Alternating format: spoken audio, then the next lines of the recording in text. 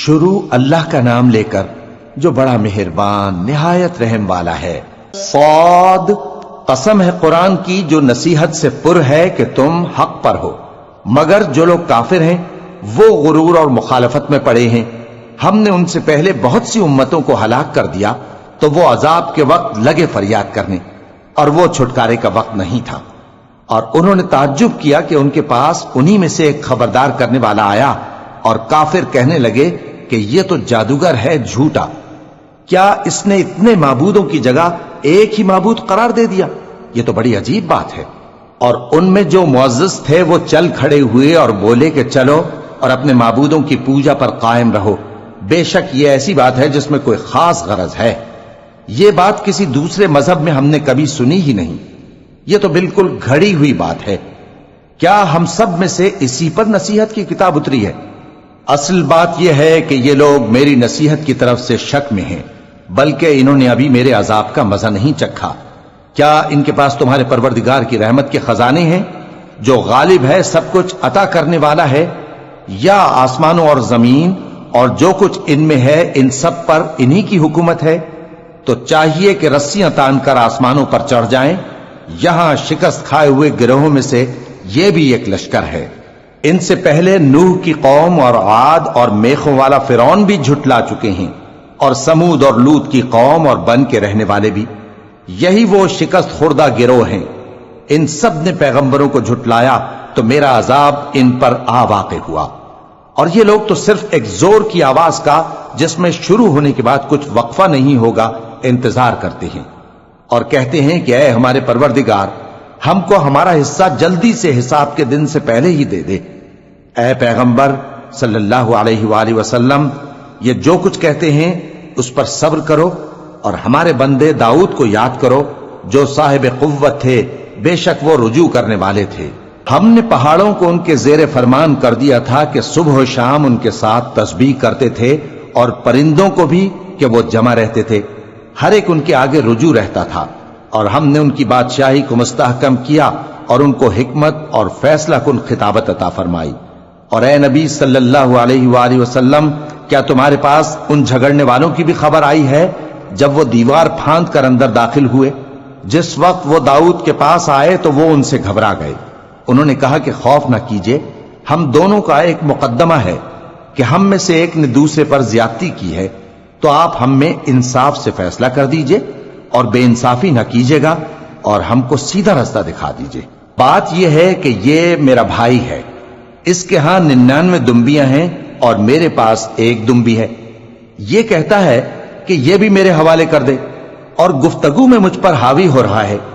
انہوں نے کہا کہ یہ جو تیری دمبی مانگتا ہے کہ اپنی دمبیوں میں ملا لے، بے شک تجھ پر ظلم کرتا ہے، اور اکثر شریک ایک دوسرے پر زیادتی ہی کیا کرتے ہیں۔ ہاں، جو ایمان لائے اور عمل نیک کرتے رہے، اور ایسے لوگ بہت کم ہیں۔ اور داؤد نے خیال کیا کہ اس واقعے سے ہم نے ان کو آزمایا ہے، تو انہوں نے اپنے پروردگار سے مغفرت مانگی اور جھک کر سجدے میں گر پڑے اور اللہ کی طرف رجوع کیا، تو ہم نے ان کو بخش دیا، اور بے شک ان کے لیے ہمارے ہاں قرب اور عمدہ مقام ہے۔ اے داؤد، ہم نے تم کو زمین میں خلیفہ بنایا ہے، تو لوگوں میں انصاف کے فیصلے کیا کرو، اور خواہش کی پیروی نہ کرنا کہ وہ تمہیں اللہ کے رستے سے بھٹکا دے گی۔ جو لوگ اللہ کے رستے سے بھٹکتے ہیں ان کے لیے سخت عذاب ہے، اس لیے کہ انہوں نے حساب کے دن کو بھلا دیا۔ اور ہم نے آسمان اور زمین کو اور جو کائنات ان میں ہے اس کو بے مقصد نہیں پیدا کیا، یہ ان کا گمان ہے جو کافر ہیں، سو کافروں کے لیے دوزخ کا عذاب ہے۔ جو لوگ ایمان لائے اور عمل نیک کرتے رہے، کیا ان کو ہم ان کی طرح کر دیں گے جو ملک میں فساد کرتے ہیں، یا پرہیزگاروں کو بدکاروں کی طرح کر دیں گے؟ یہ کتاب جو ہم نے تم پر نازل کی ہے بابرکت ہے، تاکہ لوگ اس کی آیتوں میں غور کریں اور تاکہ اہل عقل نصیحت حاصل کریں۔ اور ہم نے داؤد کو سلیمان عطا کیے، بہت خوب بندے تھے، اور وہ اللہ کی طرف بہت رجوع کرنے والے تھے۔ جب ان کے سامنے شام کو اصیل گھوڑے پیش کیے گئے تو کہنے لگے کہ میں نے اپنے پروردگار کی یاد سے غافل ہو کر مال کی محبت اختیار کی، یہاں تک کہ آفتاب پردے میں چھپ گیا۔ بولے کہ ان کو میرے پاس واپس لاؤ۔ پھر ان کی ٹانگوں اور گردنوں پر ہاتھ پھیرنے لگے۔ اور ہم نے سلیمان کی آزمائش کی اور ان کے تخت پر ایک دھڑ سا ڈال دیا۔ پھر انہوں نے اللہ کی طرف رجوع کیا اور دعا کی کہ اے پروردگار مجھے معاف فرما اور مجھ کو ایسی بادشاہی عطا فرما کہ میرے بعد کسی کو شایع نہ ہو، بے شک تو سب کچھ عطا فرمانے والا ہے۔ پھر ہم نے ہوا کو ان کے زیر فرمان کر دیا کہ جہاں وہ پہنچنا چاہتے ان کے حکم سے نرم نرم چلنے لگتی، اور جنوں کو بھی ان کے زیر فرمان کیا۔ یہ سب عمارتیں بنانے والے اور غوطہ مارنے والے تھے، اور کچھ دوسروں کو بھی جو زنجیروں میں جکڑے ہوئے تھے۔ ہم نے کہا یہ ہماری بخشش ہے، چاہو تو احسان کرو یا رکھ چھوڑو، تم سے کچھ حساب نہیں ہے، اور بے شک ان کے لیے ہمارے ہاں قرب اور عمدہ ٹھکانہ ہے۔ اور ہمارے بندے ایوب کو یاد کرو جب انہوں نے اپنے رب کو پکارا اور کہا کہ شیطان نے مجھ کو ایذا اور تکلیف دے رکھی ہے۔ ہم نے کہا کہ زمین پر لات مارو، دیکھو یہ چشمہ نکل آیا، نہانے کو ٹھنڈا پانی اور پینے کو بھی، اور ہم نے ان کو اہل و عیال اور ان کے ساتھ اتنے ہی اور بخشے۔ یہ ہماری طرف سے رحمت اور عقل والوں کے لیے نصیحت تھی۔ اور ہم نے کہا اپنے ہاتھ میں تنکوں کا ایک مٹھا لو، پھر اس سے مار لو اور قسم نہ توڑو، بے شک ہم نے ان کو ثابت قدم پایا، بہت خوب بندے تھے، بے شک وہ بہت رجوع کرنے والے تھے۔ اور ہمارے بندوں ابراہیم اور اسحاق اور یعقوب کو یاد کرو جو قوت والے اور صاحب نظر تھے۔ ہم نے ان کو ایک صفت خاص آخرت کے گھر کی یاد سے ممتاز کیا تھا، اور وہ ہمارے نزدیک منتخب اور خوبی والوں میں سے تھے۔ اور اسماعیل اور الیسع اور ذوالکفل کو یاد کرو، اور یہ سب بھی خوبی والوں میں سے تھے۔ یہ نصیحت ہے اور پرہیزگاروں کے لیے تو عمدہ ٹھکانہ ہے، ہمیشہ رہنے کے باغ جن کے دروازے ان کے لیے کھلے ہوں گے، ان میں تکیے لگائے بیٹھے ہوں گے، اور کھانے پینے کے لیے بہت سے میوے اور مشروبات منگاتے رہیں گے، اور ان کے پاس نیچی نگاہ رکھنے والی اور ہم عمر حوریں ہوں گی۔ یہ وہ چیزیں ہیں جن کا حساب کے دن کے لیے تم سے وعدہ کیا جاتا تھا، یہ ہمارا رزق ہے جو کبھی ختم نہیں ہوگا۔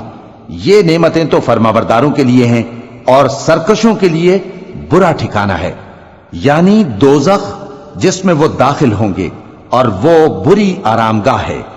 یہ کھولتا ہوا گرم پانی اور پیپ ہے، اب اس کے مزے چکھیں، اور اسی طرح کے اور بہت سے عذاب ہوں گے۔ یہ ایک فوج ہے جو تمہارے ساتھ گھستی چلی آ رہی ہے، ان کو خوشامدید نہ کہا جائے۔ یہ دوزخ میں جانے والے ہیں، کہیں گے بلکہ تمہیں کو خوشامدید نہ کہا جائے، تمہیں تو یہ بلا ہمارے سامنے لائے ہو، سو یہ برا ٹھکانہ ہے۔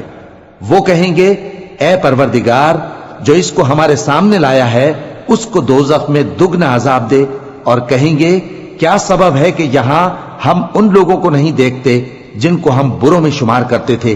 کیا ہم نے ان سے ٹھٹھا کیا ہے یا ہماری آنکھیں ان کی طرف سے پھر گئی ہیں؟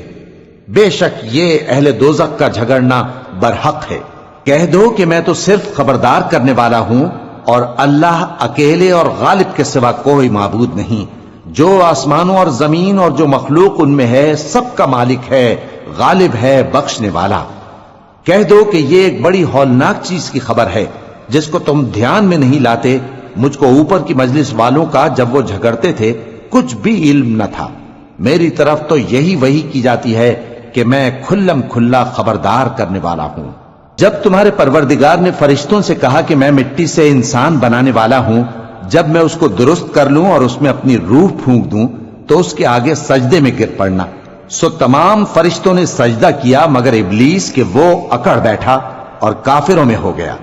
اللہ نے فرمایا کہ اے ابلیس، جس شخص کو میں نے اپنے ہاتھوں سے بنایا اس کے آگے سجدہ کرنے سے تجھے کس چیز نے منع کیا؟